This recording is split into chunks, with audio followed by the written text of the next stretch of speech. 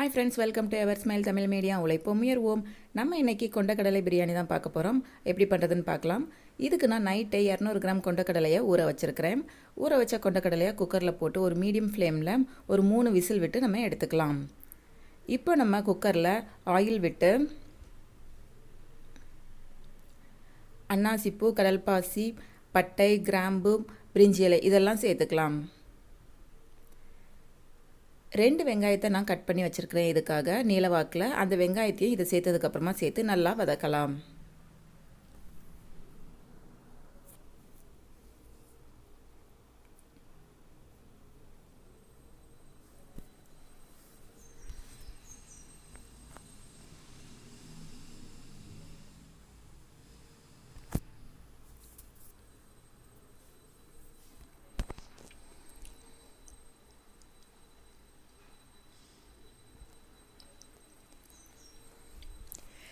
வெங்காயம் நல்லா வதங்கணும்.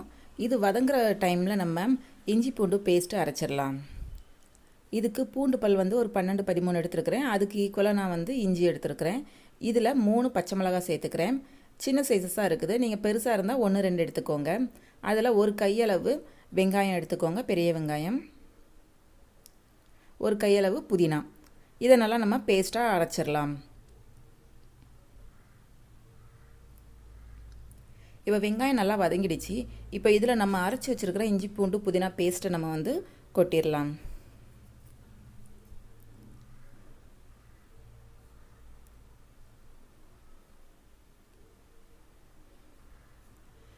இதை நல்லா சேர்த்து பச்சை வாசனை போகிற அளவுக்கு நல்லா வதக்குங்க.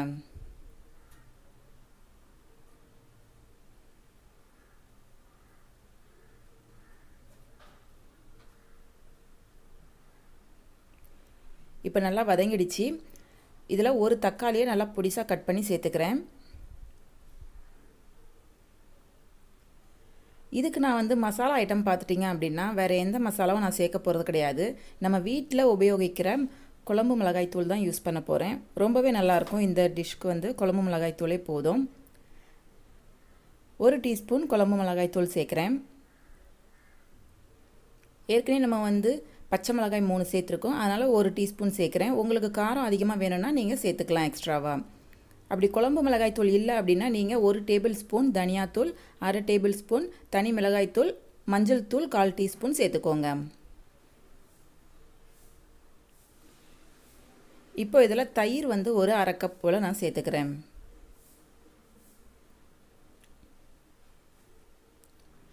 தயிர் சேர்த்துட்டு எலுமிச்சம்பழம் பார்த்துட்டிங்கன்னா ஒரு 1/4 மூடி இந்த சைஸ் அளவுக்கு மட்டும்தான் நான் புழிஞ்சு விடுறேன்.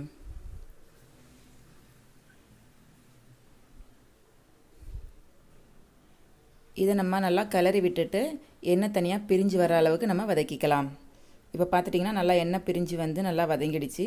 இப்போ இதில் நம்ம வேக வச்சுருக்கிற கொண்டக்கடலையை சேர்த்துக்கலாம். நான் கொண்டக்கடலை 200 கிராம் எடுத்துருக்கிறேன். இது கரெக்டாக இருக்கும். அரிசி பார்த்துட்டிங்க அப்படின்னா 400 கிராம் போல் எடுத்துருக்கிறேன் நான். இப்போ இதை நல்லா வதக்கிக்கோங்க. கொண்டக்கடலையில் கொஞ்சமாக உப்பு சேர்த்து வேக வச்சுருக்கோம்.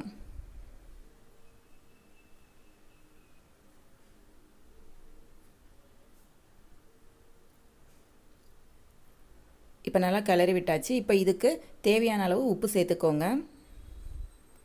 உப்பு சேர்த்துட்டு தண்ணி பார்த்துட்டிங்க அப்படின்னா நமக்கு இந்த கிரேவி கட்டியாக தான் இருக்குது. அதனால் 1 கப் அரிசிக்கு 2 கப் தண்ணி அப்படிங்கிற வீதம் தான் நான் சேர்க்குறேன். 400 கிராம் எடுத்திருந்தேன் அரிசி.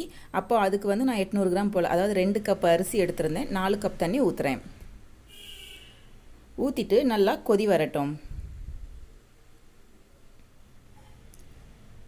எப்போவுமே தண்ணி நல்லா கொதிச்சதுக்கப்புறம் அரிசியை போட்டோம் அப்படின்னா தான் அரிசி உடையாமல் இருக்கும் நமக்கு. இப்போ நல்லா கொதிச்சிடுச்சு தண்ணி. இப்போ அரிசியை போட்டுடலாம்.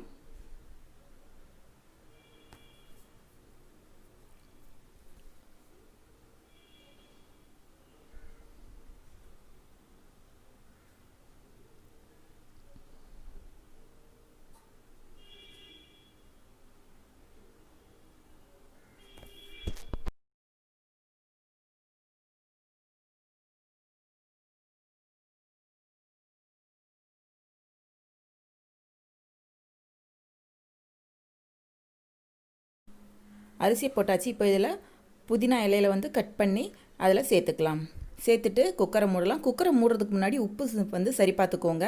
உப்பு லைட்டாக தூக்கலாக இருக்கணும். அப்போ தான் வந்து அரிசி வெந்து வரும்போது கரெக்டாக இருக்கும். இதை வந்து நம்ம ஒரு மீடியம் ஃப்ளேமில் வச்சு 2 விசில் வச்சா போதும், கரெக்டாக இருக்கும் நமக்கு.